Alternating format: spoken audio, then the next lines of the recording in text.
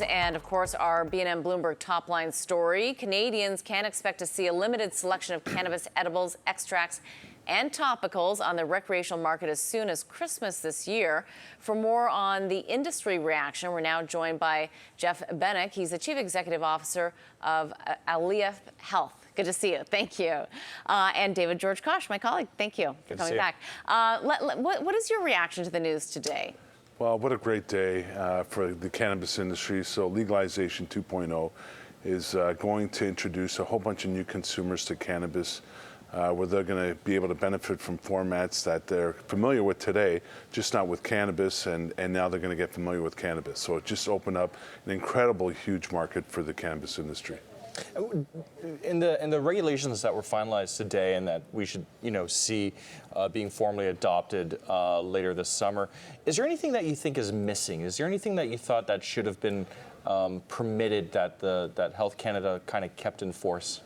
Well, it's a process. I think Health Canada's been doing a great job with it. The one thing that we are really advocating for is on the packaging side. We really would love to see packaging become less cumbersome and obviously much more environmentally friendly. So that's the one thing that we were kind of looking forward to and hoping for. What specifically would you want to see? Well, I mean, specifically, packaging that's just much more friendly to the consumer, easier to use, much easier on the environment. Right now the formats that we have is just difficult to package, difficult to ship, and the supply chain logistics part of it is just very, very difficult. So we were really hoping that would have been an improvement by Health Canada, but we're very hopeful it will. I mean, just to add on to your point, with the cap on edibles, for example, at 10 milligrams, for some consumers, if they want to actually ingest and enjoy cannabis edibles, they might actually have to have several of these edibles, and the amount of waste that it would create by having 3 or 4 at a time would be pretty onerous.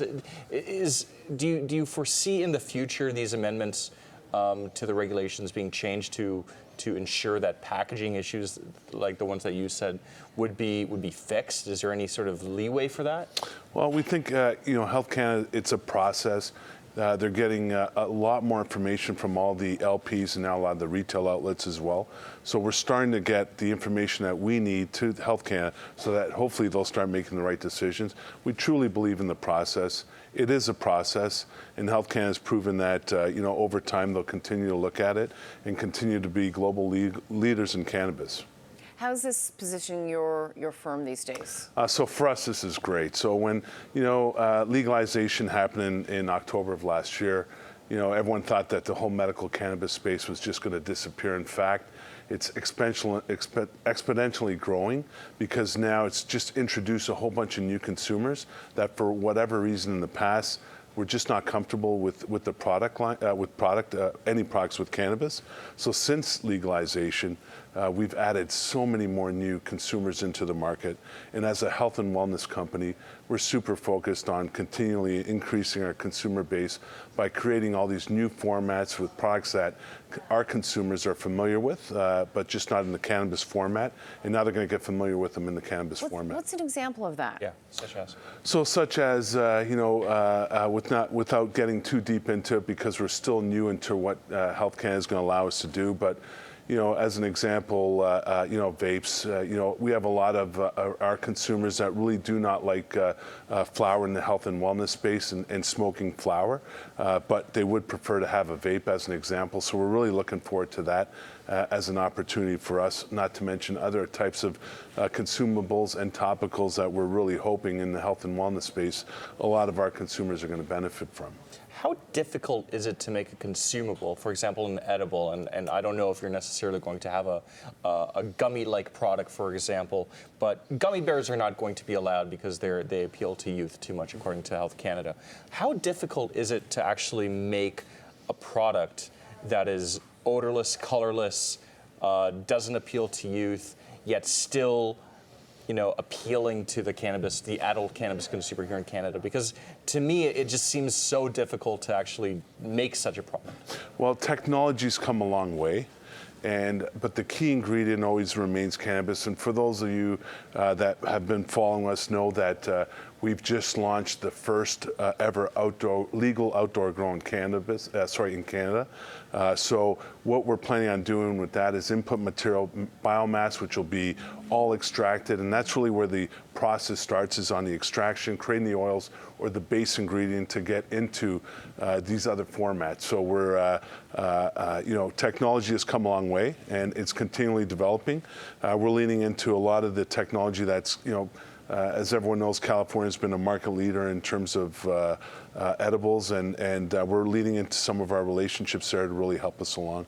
Okay. What are you wanting to do in terms of the further development of your company? Because we're seeing so many partnerships occur, international expansion. It's almost as though all of the companies are kind of going down different paths a little bit. What's the path that you think is going to be most fruitful? So we've been building a tremendous amount of relationships with existing organizations that have been in the edibles business and or different format business, not just edibles. So we've been really focusing on leveraging other people's learnings and basically building on those relationships so that we can get to market quicker with products that we know are proven, tried, tested, and consumers are enjoying and benefiting from. So we're going to continue going down that path. Okay. How big do you actually see the market here for edibles? Do you actually, we've seen some projections, Deloitte a few weeks ago said it's a $2.7 billion market. Do you actually see it being that large? Because I think that's a rather bullish figure to put out there, especially when that accounts for, I think, half of the total flower market in Canada over a 5-year period. So what's your projection for how large this market could potentially be for edibles, vapes, and topicals? So I really can't comment on how big the market is going to be, but what I can comment on is that it's going to introduce a whole bunch of new consumers, and that's the exciting part of this whole opportunity, is a whole bunch of new consumers that were familiar with products in the past that they're used to are now going to be able to get them in a cannabis format, and that's the exciting part of it. So it's truly exponential.